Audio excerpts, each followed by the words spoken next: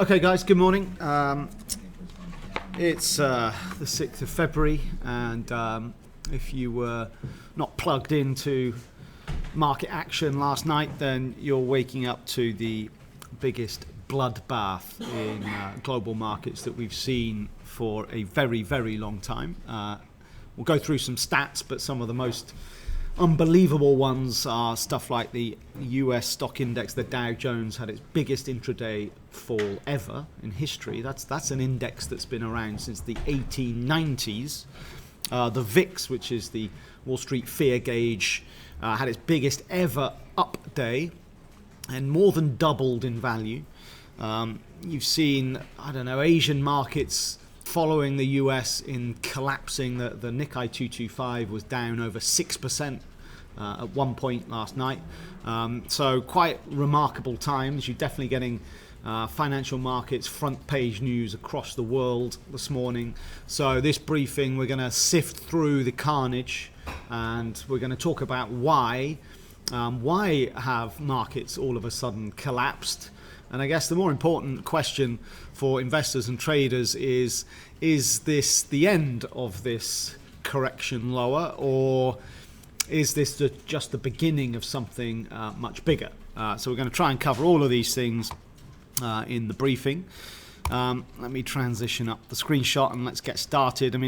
I'll come to the charts in a second, actually. Let's sift through some of these stats. Like, here are some of the things that you're seeing if you're reading your media channels this morning. This is from Bloomberg here, charting the carnage on Wall Street. So this is the Dow Jones, and actually Bloomberg took the snapshot of this chart before was that the low? Sorry, I'm just getting mixed up between cash and futures prices here. But anyway, the Dow ends up falling 1,100 points. Record worst ever session in terms of points movement. It's not the biggest ever percentage drop. Have a look at the FT's table here, if you can see that. This is the top 5 worst ever intraday points drops in history, and you can see we've got a new entry, top of the league, the 5th of February 2018. At one point, and this is intraday, what was the highest point to the very lowest point in the index that day, and it was 1,597 points, clocking in at minus 6.26%. But on the pointage front, that's a record ever. And as I said, this index was formed in the 1890s. So you really are seeing some quite remarkable history being made here. You can see some of the other drops. It's actually quite interesting that all of the top 5 worst ever drops have come in the last decade, post or during and then post financial crisis. Obviously, this is because as the points value of this index rises, then of course percentage moves become bigger in terms of pointage terms. So it's not necessarily that remarkable that the top 5 are in the last decade, but certainly with the rally that we've seen over the last sort of 18 months, a 6% drop now clocks in at almost 1,600 points. This is a great picture, and this is what happens when you start getting carnage, proper carnage on markets. The media love it. It's absolutely one of the media's absolute favourite stories. They love a crisis. We talk about this, and Will talks about this in his behavioural finance lectures. This is how it works. This is a picture in the FT this morning. That apparently, if you read the line underneath the graphic, is a Japanese person reacting after looking through the shop window, an electronic stock board, and reacting to the minus 6% declines that the Nikkei 225 was printing overnight. And apparently this is a guy reacting, having just seen the carnage that was ensuing. So this is the kind of thing that gets the ball rolling on these kind of big sell-offs. If we before we look at the VIX and things like that, let's just have a look at the charts, and let's just talk through what happened and why it happened. So I've got a chart here. Let's make this a little bigger. This is the S&P 1 hour chart. Of course, this kind of sell-off didn't begin yesterday. This sell-off began last week. So actually, let me just go back a touch first. and have a look at, I mean, it is quite remarkable what's happened here. But this sell-off, I mean, we topped out all-time ever high, as you well know, started last week, 28th of January, 2,878.50, all-time high. Okay, then we kind of stepped a bit lower, then we were drifting lower last week, and certainly the trigger point for the collapse, and the important words there are trigger point. The trigger point for the collapse was certainly the labour market report from the US on Friday, and then this sell-off accelerated at the US cash open on that day. So 2:30 on Friday, we started to get some downside. And on Friday, we had a really bad session, 2% down. And at that point, for the S&P now, 2% lower was the worst day we'd seen for 18 months. Okay, obviously, the day after was way, way bigger. In fact, more than double the size of that. And so this market closed down, let me just get the stats right, 4.1% in the end. After this market closed last night, it dropped 4.1%, and that actually made it the worst for the S&P. It made it the worst down day since August 2011. If anybody's ever done one of our PM Trader simulations, then you'll know full well what happened in August of 2011 as we had the perfect storm of the Eurozone debt crisis meeting, let's say, default risk in the US as the S&P ratings agency downgraded US credit rating for the first time in history, and markets collapsed.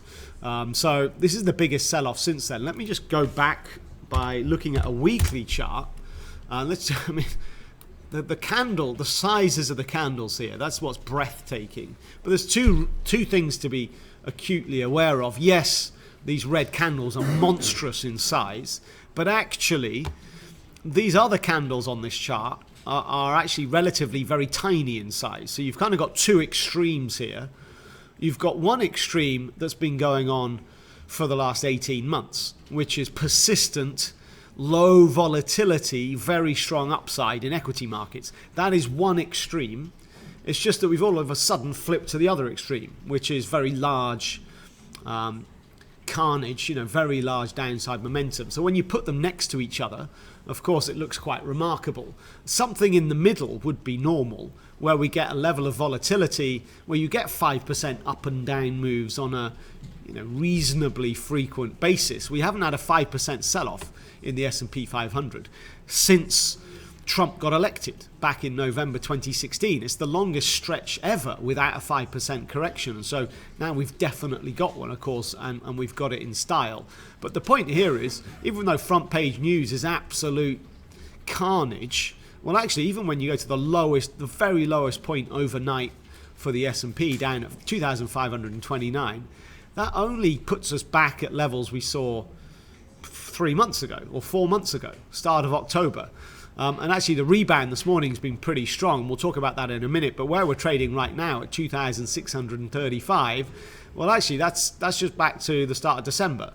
So we're only at a 2-month low, despite obviously the media latching onto this and telling the story of an absolute disaster on Wall Street. Let's come back. We'll come back to these charts in a second. Let's have a look at another few graphics. Here's the VIX. So this is one of the most remarkable, I think, stories. Yes, of course, media attention mostly on equities, but this is the VIX. So this is the what's called the volatility index. It's the Chicago Board, as it says here, options exchange S&P 500 volatility index, and often nicknamed the fear gauge. It's looking at put and call option differentials, and essentially when this goes up, this is where traders are looking to cover and buy protection to downside equity movements. And of course, the higher this goes, the more that's happening, in which case you could say the more people are expecting and fearing equity markets to drop. So this has got an inverse correlation to equities. And this is looking back over the last few years, and yeah, quite remarkable. Biggest single up day in history. It actually went up 116%. So therefore, of course, more than doubled in value. And this puts us back at levels we haven't seen since 2015. That 2015 spike, the high of the day. Well, in 2015, this was actually a China-led sort of very dramatic risk-off period that lasted about a week.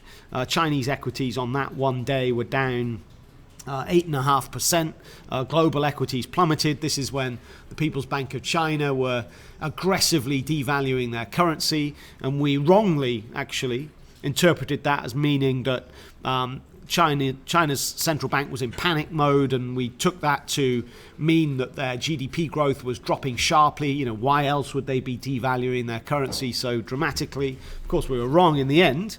It didn't matter. The volatility spike occurred. So we've had the biggest spike to the highest level since 2015, but the actual intraday move was the highest ever. Now, how does this happen? Let's just take a step back here, and let's just everyone calm down, because what's happening here is not the beginning of the end of the world, okay, like some extremist media coverage might lead you to believe.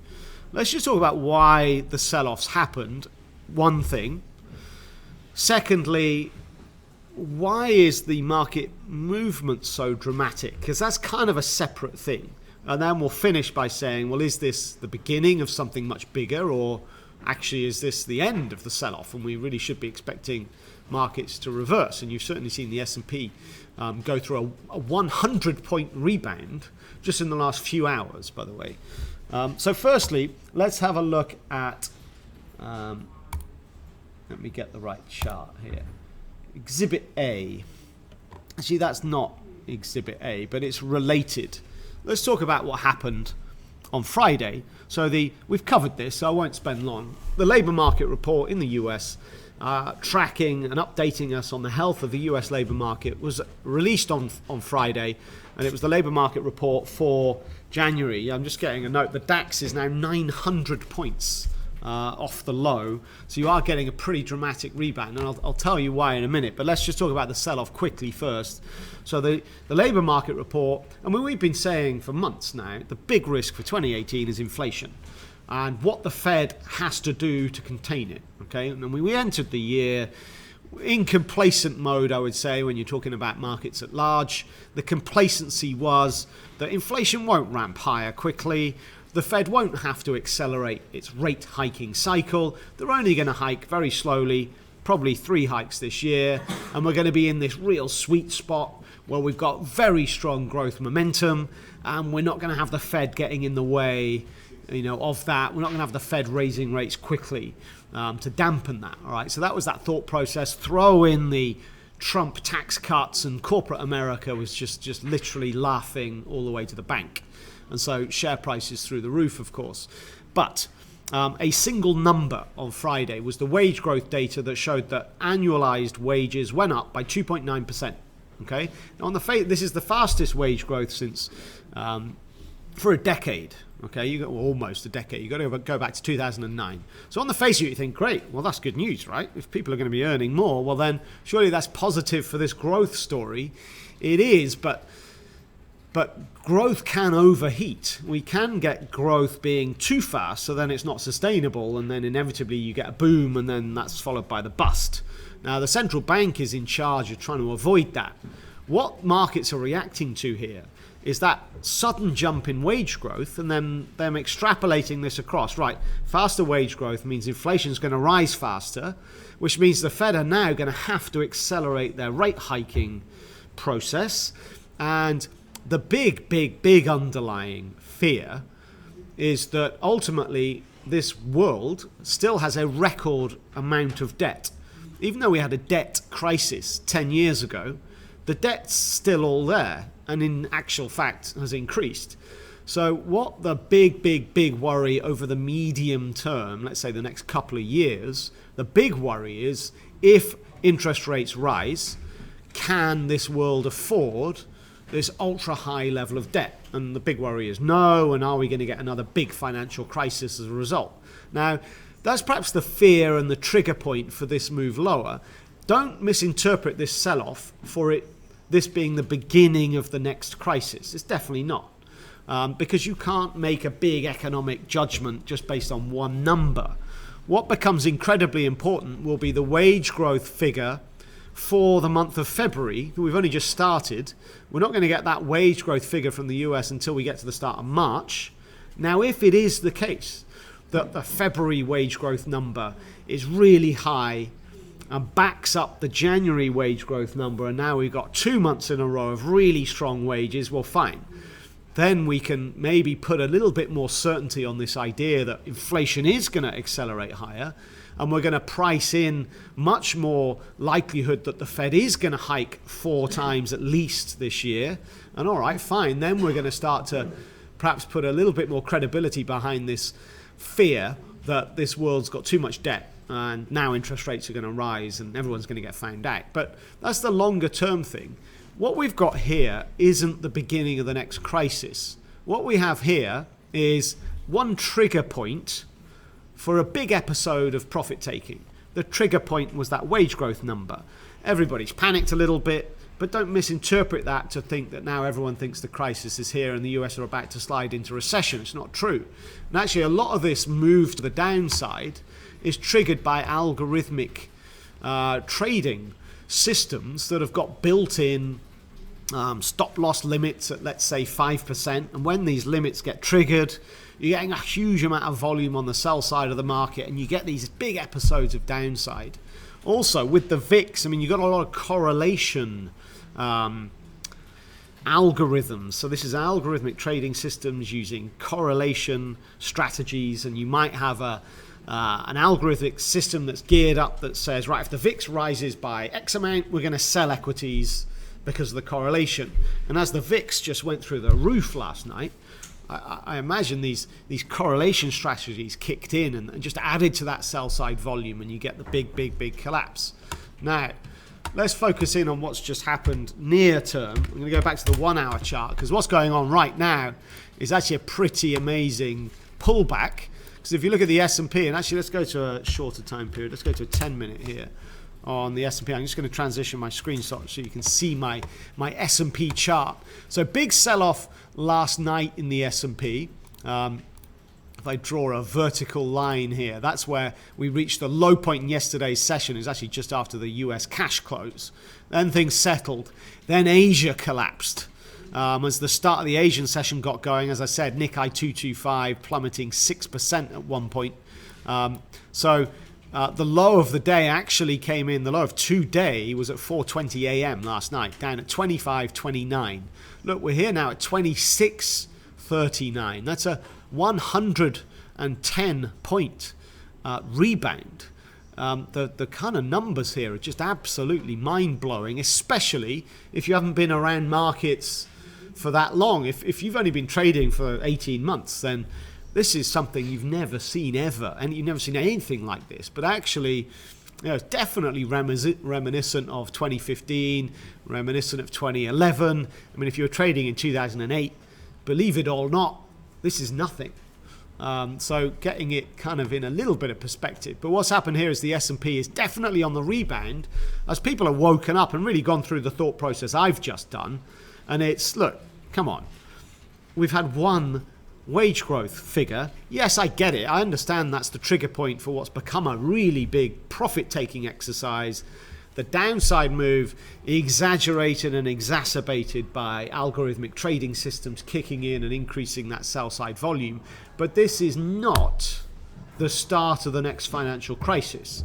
And so you've definitely seen this upside as people have latched onto this and have started to buy into what's an incredibly oversold, in the short term, oversold episode. Now, where do we stop on the way higher? Where is resistance here? This is where it gets very difficult now. I think the best trading is when you're right in the heart of the carnage. The momentum to the downside is just lethal. You get indiscriminate selling. Of the 500 companies in this index, 498 closed down yesterday. Only 2 of the 500 actually had an up day. So it's literally absolutely indiscriminate selling. Now what happens in the aftermath of the carnage? This is hard to trade, because now, especially now that we've bounced, where do we go from here? Where do we find resistance? The pivot level is at 2660, basically. I mean, the pivot level volatility here is just incredible. on my chart here, S1 and the pivot level are more than 100 points apart. That's more than 400 ticks separates the pivot and S1, which for most of you listening to this briefing, you'll have never seen anything like that ever before in your life. So the pivot resistance perhaps on the upside. Let me just go and have a look on the weekly and try and find. It's difficult because we've had such a persistent upside in markets for 18 months. There's no you need these pullbacks to create this wave pattern, which then creates quite obvious kind of technical levels of support or resistance. We just don't have them because the unrelenting upside meant we didn't have any pullbacks, so we haven't really got any wave pattern technical price points. So it makes it even harder. So you're looking at 2650, looking at the pivot level, you're looking at round numbers, 2700. Maybe you want to bring in some fib series here, and if you look at the big sell-off that we've had over the last week, then look at the high to low, and maybe bring in some fib levels. And the 38.2% fib of this 1 week big sell-off it's just around the pivot level actually. So we can certainly maybe get up there, but that's another 18 points higher from where we are now. So definitely markets in pullback mode. I think it's really hard. I think today you've got to be really careful because trading this now is difficult. Directional bias now is incredibly hard to pick. I think if you're trading this last night, absolute best conditions you can possibly get. Indiscriminate, massive momentum, one unidirectional momentum, perfect. Now, really hard. So what I want to really put into your minds, if you're trading today, don't get overexcited. Don't think that we're going to have another episode today like we did yesterday, because we're not. And the problem is the distance this market can travel now is huge, way larger than anything you've seen before. So getting an entry point right is fantastically hard. So today's the day to actually really ramp down your risk. I would trade smaller size today. If you're going to trade, you need to wait for very key price points, and I would trade the smallest size you can. And if there is a technical break that gets the momentum going again, fine. Then we can maybe get on that. If we do get another move lower, if this rebound's been too big, maybe we'll get downside. But there's no chance. I don't think we're going to get anywhere near the low of the day. I don't think we're going to get an extension to this sell-off today. Maybe we will later in the week. I don't know. We're going to need more things to happen. But I'd say today's going to be really difficult. Right.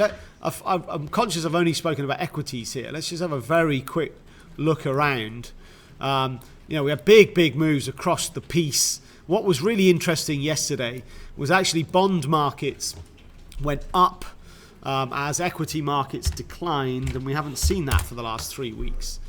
So here's T-notes. What we've had in the last, or certainly the last 1 week, before this big sell-off in equities. Before yesterday, what we've seen is bond markets selling off and equity markets selling off at the same time.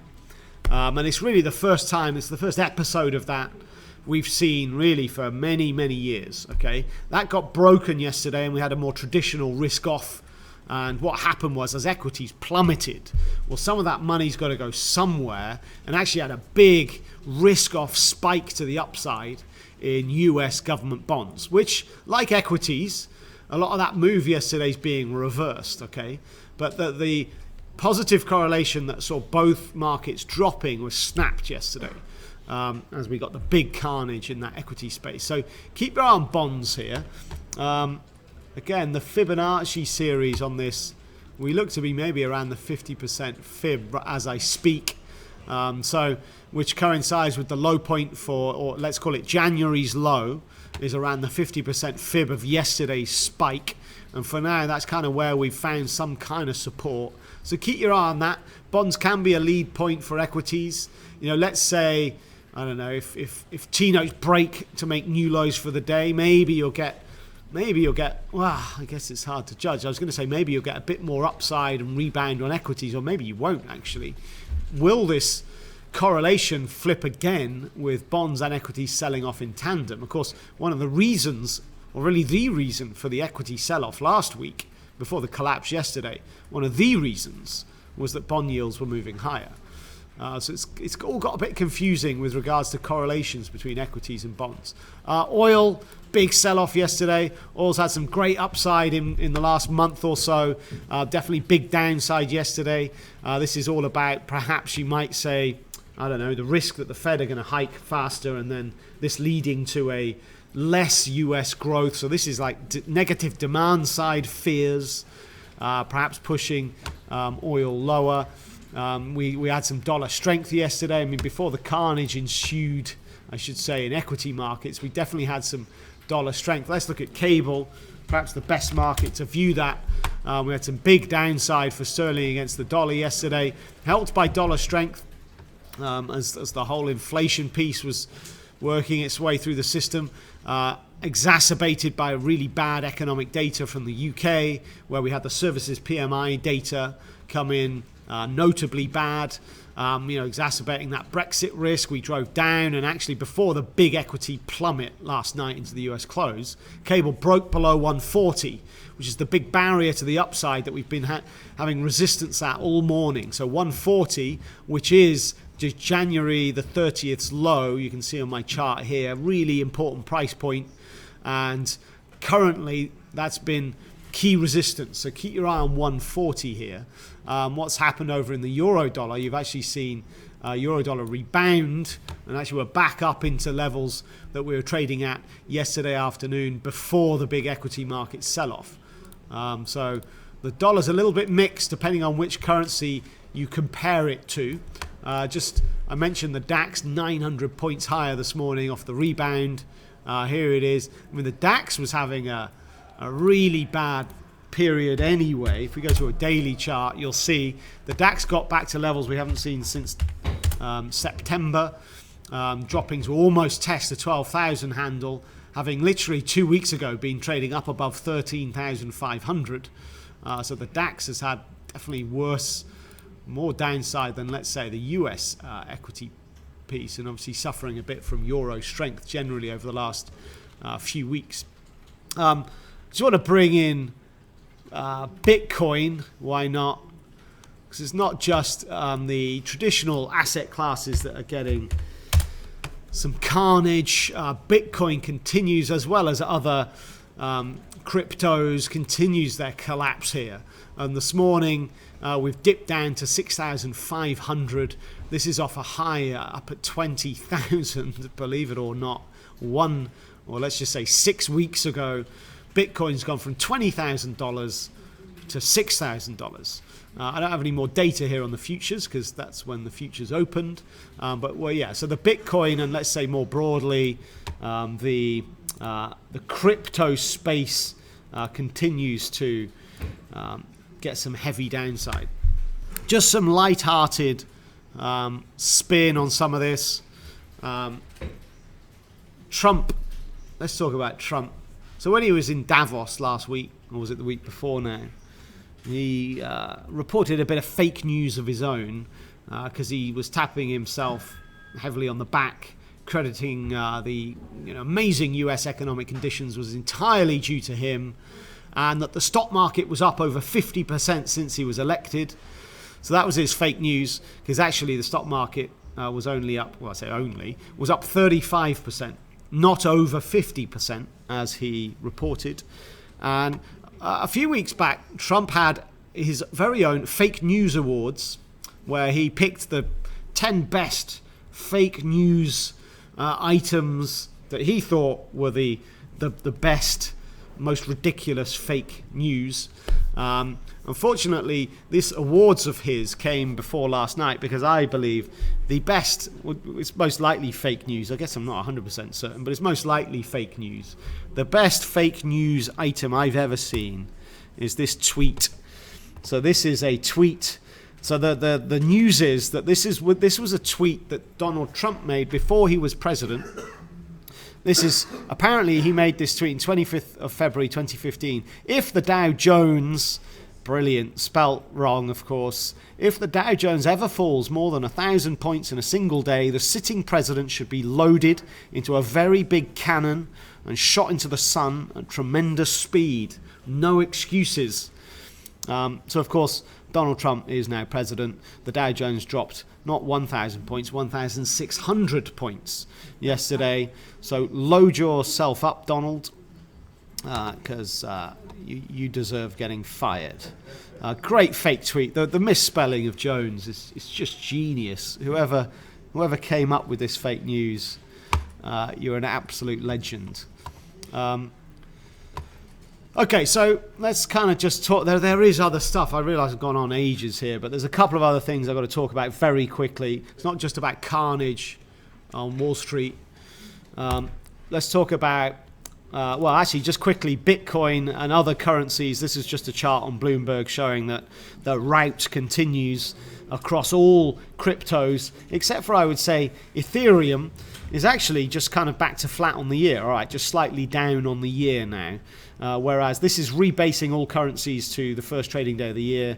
So Bitcoin's now down, well, what are we, white line, we're down, well over 50%. Some of these cryptos are down almost 70% on the year. That's only in 4 weeks. But moving on, we've got to talk a bit about Brexit, because this is hotting up. You've seen sterling has devalued below the 140 handle. David Davis met with his counterpart Barnier yesterday. You got some concerns flaring up again. Here's an FT headline: Ireland border fudge threatens to pull apart Brexit talks. You got Barnier saying, look, you've got to make up your minds now. What kind of economic deal do you want? Do you want to come out of the customs union? Do you not? You've got to decide now. And David Davis on the other side is saying, look, we're being totally clear with exactly what we want. So you got one side saying, we've said what we want, and you've got the other side saying, tell us what you want. So clearly there's something of a gap here. So you might get some Brexit risk flare up. It has already, of course. Theresa May apparently under more pressure over the weekend. So keep your eye on Brexit. Other stuff. This is just a chart of Wall Street volatility, and just to say that European session got underway very negatively. But you know what? This article was, when was that released? 2 hours ago. This article is now old news, because you've had some pretty strong rebounds in the equity space overnight. Let's just have a look at the data calendar before I wrap. There's no data. I mean, there's not really much for me to say here. Forget about the data today. There isn't any that's of any interest. Given that I've overrun here on the briefing, I'm going to literally leave it at that. There's no data that comes anywhere near significant enough to have an impact on what's going on in financial markets right now. We do have some ECB speakers, particularly Weidmann, who was due to speak at 9 o'clock and hasn't. Keep your eye also on this German coalition talks, which looks like are moving forwards. Merkel said something 10 minutes ago saying everyone has to make compromises, and she's ready to compromise. Right, I'm just going to finish back on the charts. The other thing I didn't mention was gold, which had a disappointingly small move to the upside. Disappointing if you're long gold, which I am. So this was one of the things that, I mean, gold had a big sell-off on Friday off the back of the idea that the Fed are going to have to ramp rates higher faster. But I don't think that's necessarily the case yet. You're going to need, as I said, a February wage growth number that's really high, or you're going to need inflation numbers themselves to actually ramp higher. I don't think that's yet going to happen. So I think there is upside. Well, I think gold can at least get back to the highs we saw last week. But of course, the main focus today is going to be equities. So I can't stress enough how difficult today's trading is going to be. You know, how do you even start to figure out what happens next? Does this market carry on rebounding? I think now we've bounced 100 points. I think we're kind of about right. I'd say around here is fair. I think down at 2,500, no way. Way oversold. That's panic. That's algo volume taking us oversold. But now we're back to 2,600. I think things will settle. So I think we're going to range around this price point. But the range could be huge. And it's very hard to judge where the tops and bottoms of that range might be. So I'm going to really stress again caution today. The big trading opportunity was last night. All right, that's it for now. Definitely, interesting times are here. Volatility is back in style. And I can assure you this elevated volatility is here to stay now for a while. So there hasn't been a better time to be in amongst financial markets for literally years. All right, caution, keep your risk tight, enjoy the session. Thanks a lot.